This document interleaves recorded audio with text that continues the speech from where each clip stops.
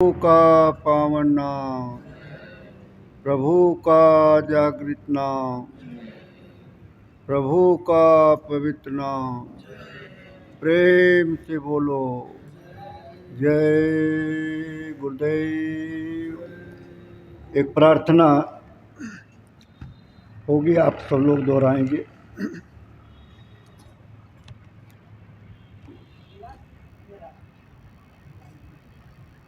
अब अपना बना लो मुझे सतगुरु प्यारे, अब अपना बना लो हे रहूं जिससे निर्भय सहारे तुम्हारे, रहूं जिससे निर्भय सहारे, अब अपना बना लो मुझे सतगुरु प्यारे, अब अपना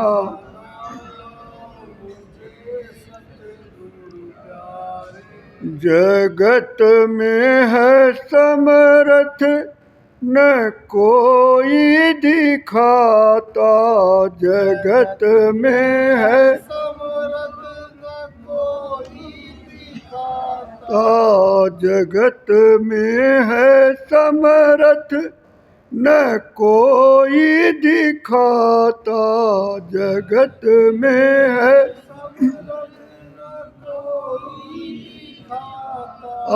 बताओ तुम्ही किसके जाऊं दुआरे, बताओ तुम्ही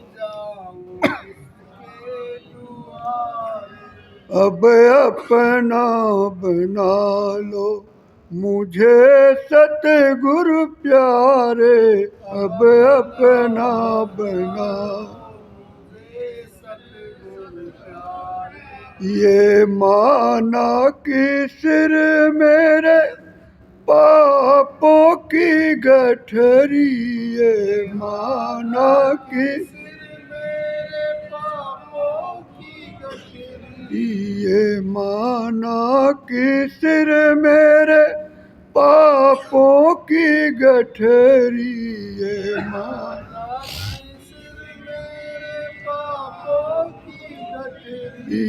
मगर तेरे बिनु कौन स्वामी उतारे, मगर तेरे बिनु अब अपना बना लो मुझे सतगुरु प्यारे, अब अपना बना लो जुगों से ये नैया भंवर में पड़ी है, जुगों से ये है, जुगों से ये नैया भंवर में पड़ी है, जुगों से हे दया करके स्वामी लगा दो किनारे, दया करके स्वामी हे अब अपना बना लो मुझे सतगुरु प्यारे, अब अपना बना लो अगर अब की डूबी तो गफलत न मेरी, अगर अब की अगर अब की डूबी तो गफलत न मेरी, अगर अब की दयालु शरण में जो आया तुम्हारे, दयालु शरण में अब अपना बना लो मुझे सतगुरु प्यारे, अब अपना बना। है विश्वास अब की न डूबेगी नैया, है विश्वास या है विश्वास अब की न डूबेगी नैया, है विश्वास या जय गुरुदेव पतवार मेरी संभाले, जय गुरुदेव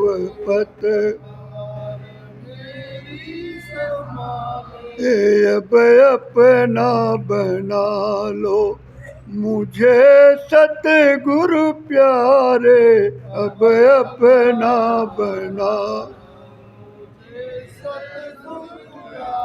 रे रहूं जिससे निर्भय सहारे तुम्हारे, रहूं जिससे निर्भय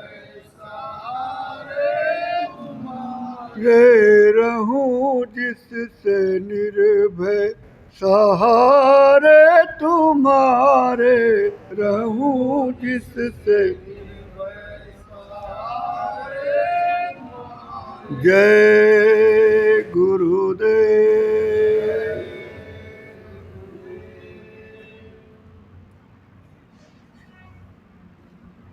शब्द रूप में सर्वत्र विराजमान परम पूज्य स्वामी महाराज के चरणों में कोटि कोटि प्रणाम। पूज्य महाराज जी के चरणों में कोटि कोटि नमन। हमारे संस्था के तमाम पदाधिकारी,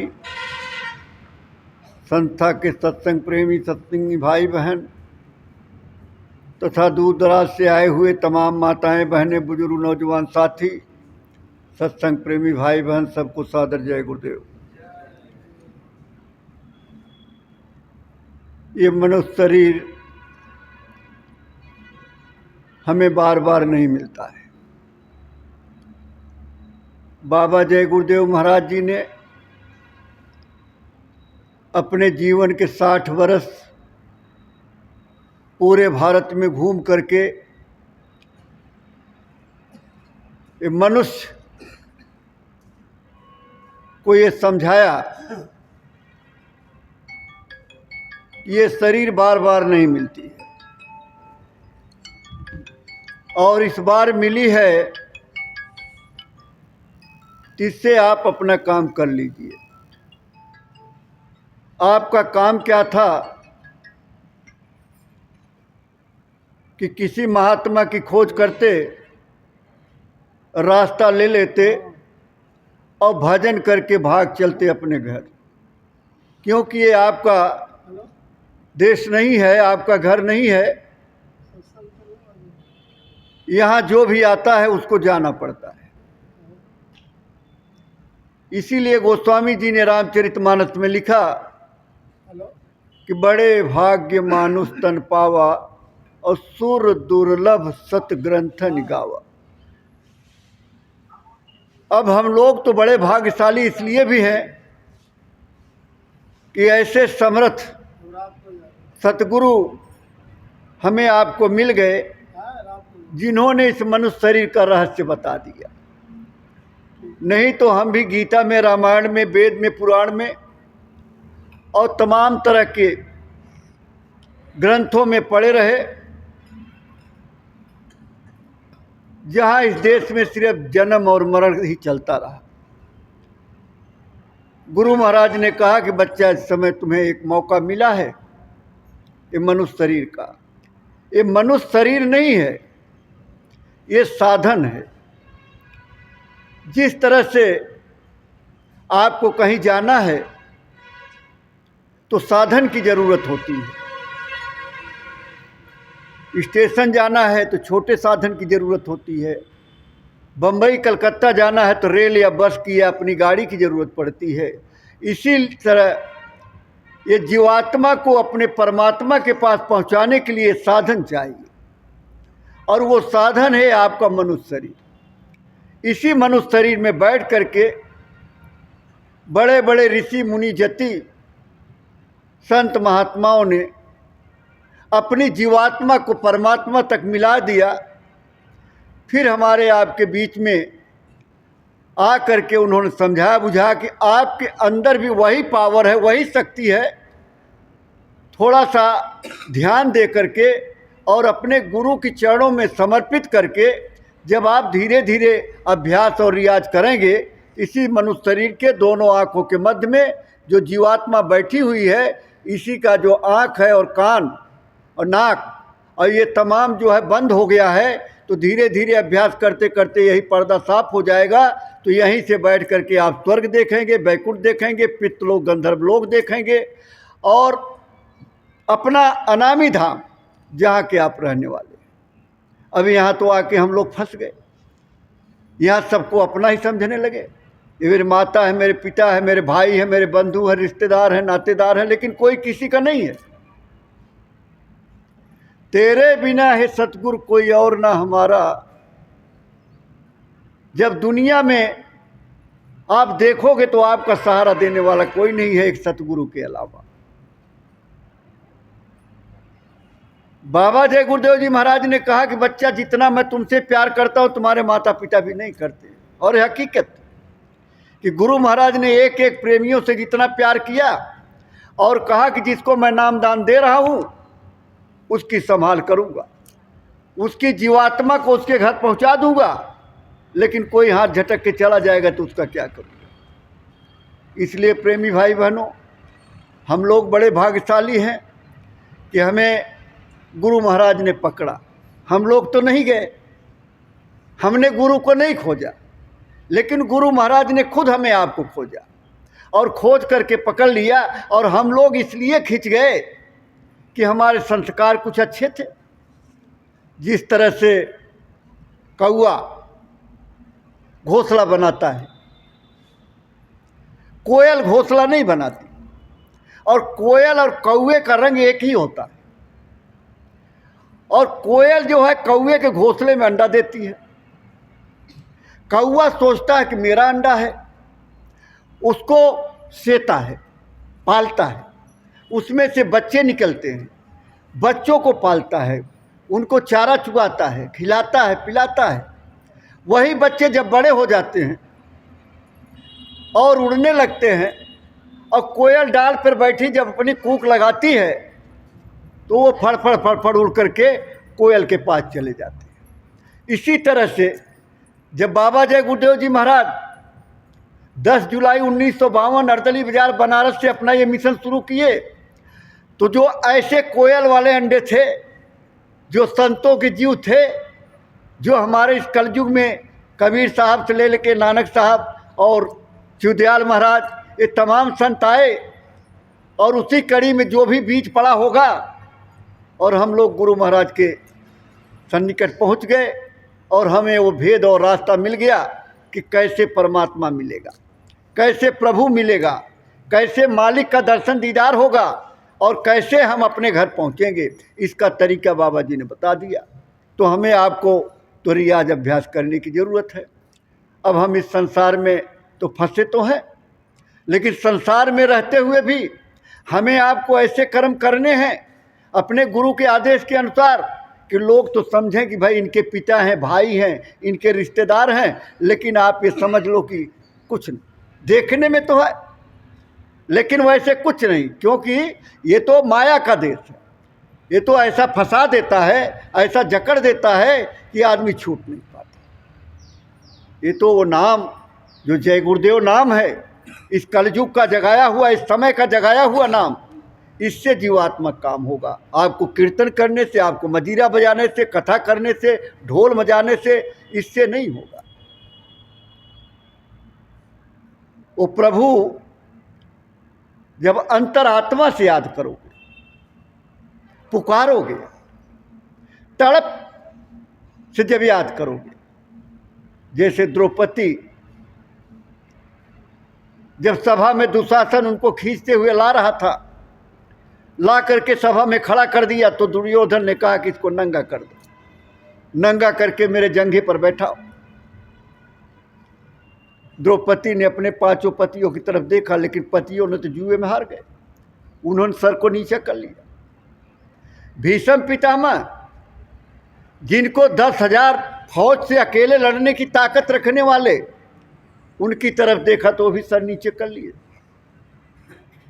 सभा की तरफ देखा तो सभा सद भी सब नीचे कर लिए, असहाय हो गई। जब कोई सहारा नहीं था, जब कोई अपना नजर नहीं आया, कोई सहायता करने वाला नहीं है, तो उसने साड़ी छोड़ दिया और साड़ी छोड़ करके पुकार लगाया कि दुख हरो द्वारिकाधीश शरण मैं तेरी। जब इस तरह से तड़प के और अंदर से ऐसा उद्गार निकला कि दुख हरो द्वारिकाधीश शरण मैं तेरी, तो कृष्ण भगवान ने, अब दुशासन साड़ी खींच रहा है और उधर कृष्ण भगवान बढ़ा रहे हैं साड़ी, तो कभी कहता है कि साड़ी है कि नारी है, नारी है कि साड़ी है, और साड़ी ही की नारी है कि नारी ही की साड़ी है। दुशासन थक गया लेकिन नहीं उठा पाया, नंगा नहीं कर सका। तो जब इस तरह से तड़प करोगे तो मालिक बर्दाश्त नहीं कर सकते। भगवान तो भक्त के अधीन हो जाते हैं। गुरु से प्यार करो, मोहब्बत करो, गुरु को इतना खुश कर दो कि गुरु तो आपके आगे पीछे घूमते रहते हैं। बाबा जी ने कहा कि मैं आपके आगे संग रहता हूं, मैं कहीं दूर नहीं हूं, और जब याद करते हो तो मैं तुम्हारे साथ हूं। अब हमको दिखाई क्यों नहीं देते कि हम तमाम तरह के माया जाल में फंसे हुए हैं, हमारा मन जो लगा हुआ है साथ में, ये हमको बहकाता रहता है, हमको जगह जगह भगाता रहता है। इसी से हम गलत काम करते रहते हैं। ये मन ही गलत काम करता है। जैसे आपने मन कोई चीज़ सोचता है कि मन ये काम करना है, तो मन ही तो करता है, लेकिन उसके लिए पैर भी काम करता है, हाथ भी काम करता है, आँख भी काम करती है, इंद्रियां सब काम करती है, लेकिन कराता मन है। इसलिए कहा जिन्होंने मार मन डाला उन्हीं को सूरमा कहना। जिन्होंने मन को मार दिया, और गुरु महाराज ने तो कहा अपने मन को चढ़ा दो, लेकिन यही मन को नहीं चढ़ा पाते। इसलिए प्रेमी भाई बहनों, आज 29 अक्टूबर 2023 का दिन है। हमारे पूज्य महाराज जी बाबा जय गुरुदेव जी महाराज का मिशन इतने तीव्र गति से लेकर के आगे चल रहे हैं। काफिला के माध्यम से जगह जगह राजस्थान में गए, गुजरात में गए, महाराष्ट्र में गए, कर्नाटक में गए, अभी यूपी में 108 दिन का काफिला लेकर के निकले हुए हैं। आप लोगों ने 108 को क्या समझा? आप माला लेकर के फेरते हो, माला में कितने दाने होती है? 108 दाने की। कैसे महाराज जी ने पिरोया है कि 108 दिन का कार्यक्रम रायबरेली में, कई जिलों में होते हुए एक एक कार्यक्रम लखनऊ में, अपने कन्नौज में, फिर इसके बाद रायबरेली में, आपके हरदोई में, अब लखीमपुर खीरी में चल रहे हैं। इसके बाद बदायूं में आ जाएंगे, और दिसंबर में 20 दिसंबर से 24 दिसंबर तक पूज्यपाद दादा गुरु का भंडारा होगा। उसमें उससे पहले महाराज जी मथुरा आश्रम पर आएंगे। महाराज जी चाहते हैं कि गुरु महाराज का जो घर घर जय गुरुदेव नाम का झंडा फहराने का है, वो फहर जाए, तमाम जीवों को रास्ता मिल जाए, वो भी भजन करने लगें, वो भी अपने घर चले जाए। नहीं तो आने वाला समय इतना खराब है कि बाबा जी की भविष्य की किताब जो है, इसमें सारी भविष्यवाणियाँ लिखी हुई हैं कि आगे मुसलमान कंट्रियाँ आपस में लड़के ख़त्म हो जाएंगी। अब आसार तो नज़र आने लगा है कि कुछ तो होगा। बोले बच्चा तुम्हारे 12 आने कर्म तो हम साफ कर देंगे, लेकिन 4 आने तो आपको भी भोगना पड़ेगा। 4 आने आज तो आएगी। इसलिए भक्ति हमें आपको करनी है, और भक्ति वो है जो आदेश का पालन। भक्ति यही है जो आदेश मिले उसका पालन हो जाए, और पालन कर लोगे तो भक्त बन जाओ। अगर आपने आदेश का पालन नहीं किया तो सिर्फ गाना ही गाते रह जाएंगे कि भक्ति करत छूटे मेरे प्राण, और गुरु जी यही मांगू मैं। सिर्फ गाते हैं कि भक्ति करत छूटे मेरे प्राण, और गुरु जी यही मांगू मैं। तमाम प्रेमी हमारे इसी आश्रम पे ऐसी सेवा करते करते अपना ये शरीर छोड़ करके चले गए उस सेवा में। इसलिए गुरु महाराज बराबर परमार्थी सेवा कराया करते थे। परमार्थी सेवा से अंग पवित्र हो जाते हैं, शरीर के अंग अंग पवित्र हो जाते हैं। एक बार गुरु महाराज ने गुरु नानक देव जी का एक दृष्टांत सुनाया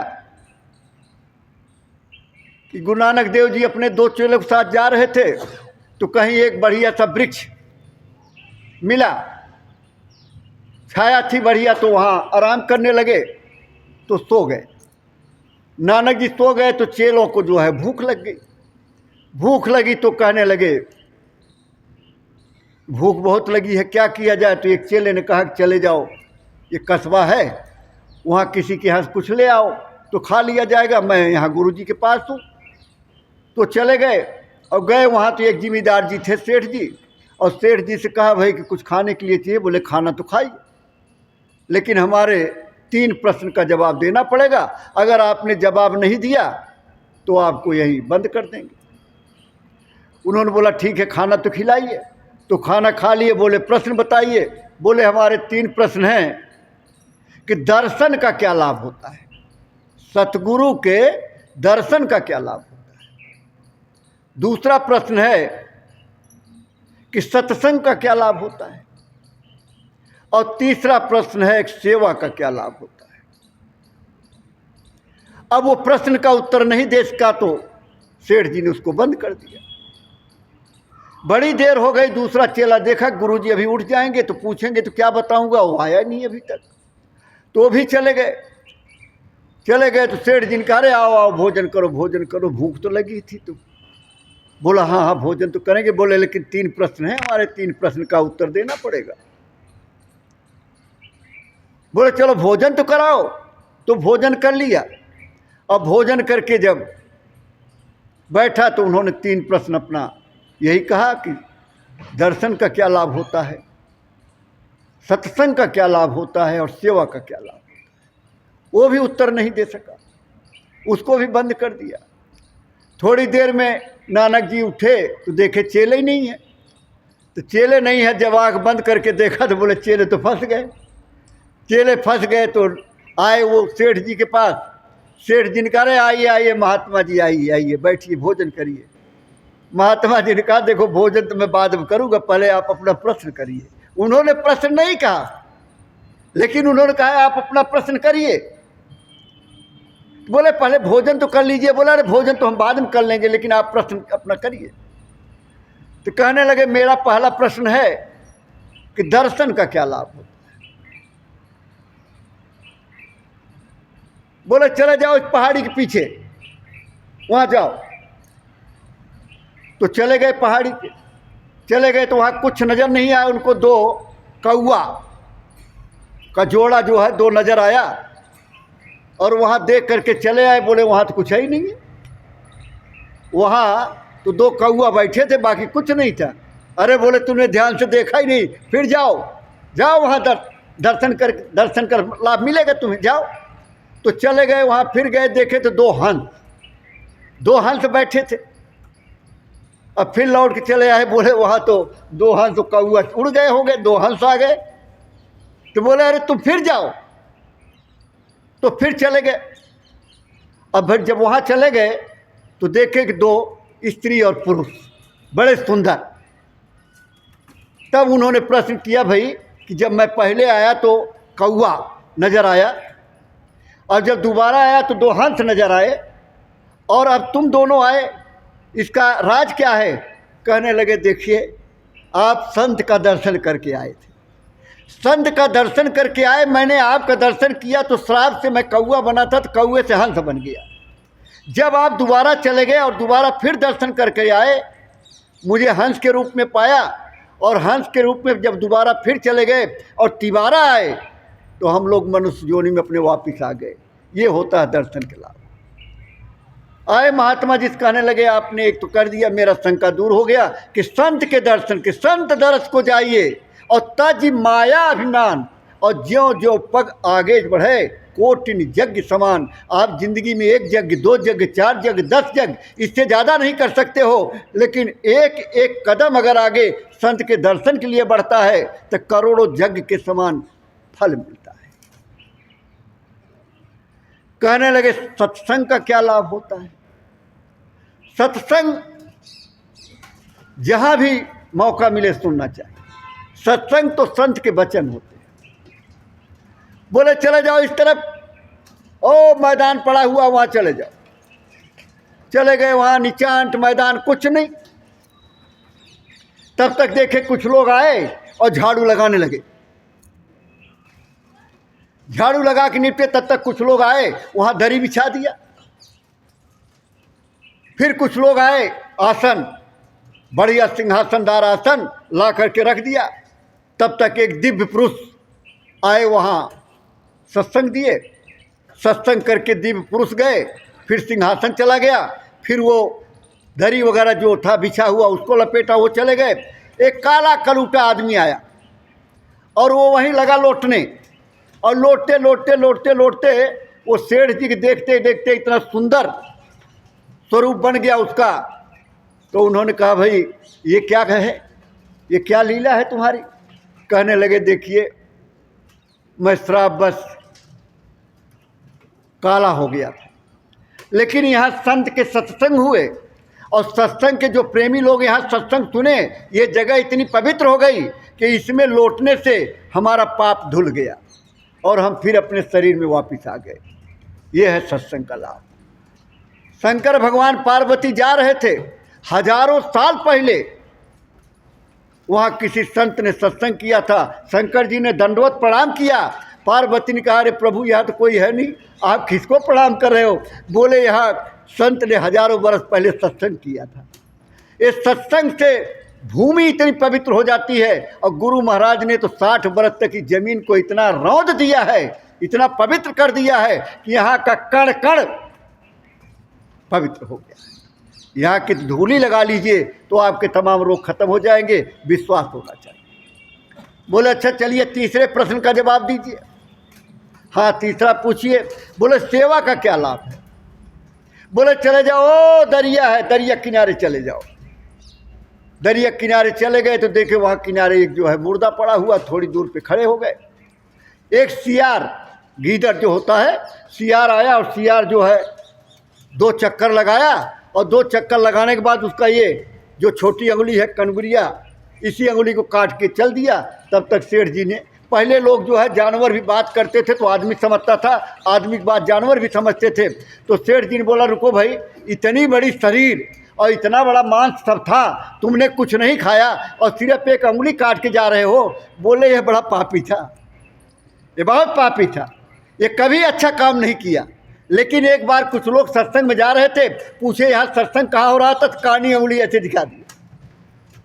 सिर्फ ये सेवा के काम में सिर्फ एक कानी अंगुली आई, और यही पवित्र है, इसका बाकी सब बेकार है। इसलिए प्रेमी भाई बहनों, जो सेवा का काम होता है उससे शरीर पवित्र हो जाती है। इसलिए जब भी मौका सेवा करने को मिलता है तो सेवा तो 3 प्रकार की, तन और धन और मन, 3 प्रकार की सेवा हो। धन की तो बाद में नंबर आता है, पहले तो तन और मन की ही जरूरत पड़ती है। अब जब तक तन और मन नहीं दोगे तब तक तो काम बनेगा नहीं। इसलिए आप सभी भाई बहन बड़े सौभाग्यशाली हो, और मैं आपसे ज़्यादा सौभाग्यशाली हूँ जो इस जगह बैठ करके आप लोगों का दर्शन करने का मौका मिला है। और कभी फिर जब आएंगे, अभी तो सेवा का मौका है, सुबह सुबह सब होता है, सब लोग एक बार मालिक का नाम लेंगे और प्रार्थना होगी, इसके बाद सेवा में सबको चलना है। तो एक बार सब लोग प्रेम से बोलेंगे, जय गुरुदेव। बाबा जय गुरुदेव जी महाराज का कहना है, तन मन करता कौन खराब, क्या खाने से होगी भलाई। बाबा जी का ये अभियान, हाथ जोड़कर विनय हमारी, बाबा जी की अर्जी है, प्रेम से बोलो जय गुरुदेव। एक प्रार्थना होगी, प्रार्थना के बाद फिर आपको बता दिया जाएगा कहाँ पे आपको सेवा के लिए चलना है। ख़ास तौर पे दिल्ली प्रदेश से आज जो महीने का अंतिम तारीख है, इसमें सेवा के लिए प्रेमी आते हैं।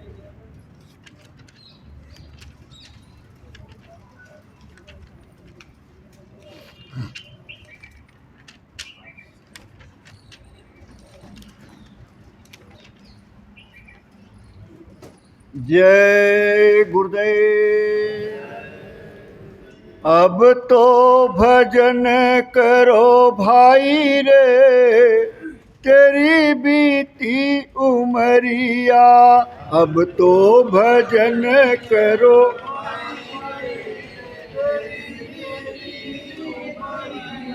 अब तो भजन करो भाई रे, तेरी बीती उमरिया।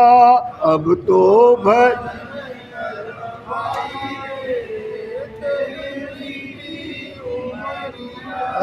त्याग बुरों का दर, त्याग बुरों की संगत भाई, त्याग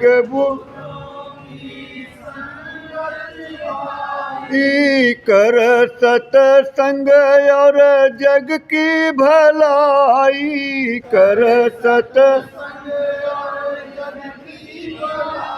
रीति यही सुखदाई रे, तेरी बीती उमरिया। रीति यही सुखदाई रे,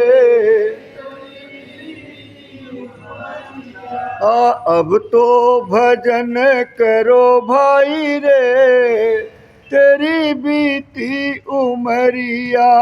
अब तो भजन करो,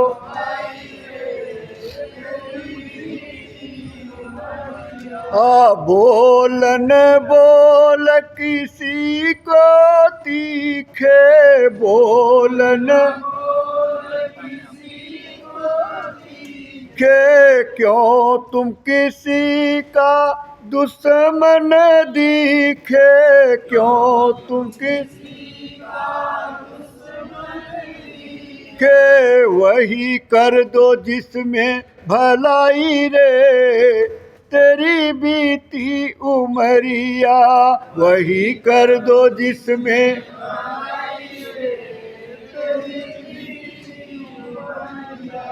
अब तो भजन करो भाई रे, तेरी बीती उमरिया। अब तो भजन करो, क्या माया ने तुमको बहकाया, माया ने या सुंदरता का दास बनाया, सुंदर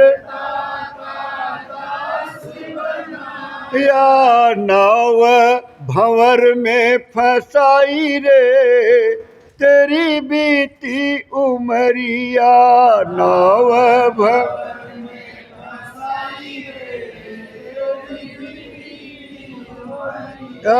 अब तो भजन करो भाई रे, तेरी बीती उमरिया। अब तो भजन करो भाई रे, पाप गठरिया सिर से पटक दे, पाप गठरिया सिर से पटक दे लोभ जो था मैं हाथ से झटक दे, लोभ जो दे धर्म की पकड़ो कलाई रे, तेरी बीती उमरिया धर्म की।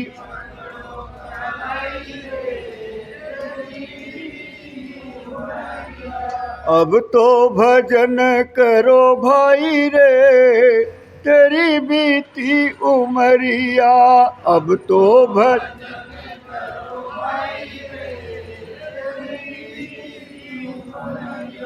सज धज तज भज नाम हरि का, सज धज तज का जब लग ठग मग तेरी डगर का, जब लग ठग मग अरे ठग ले न तेरी कमाई रे, तेरी बीती उमरिया ठग ले न तेरी।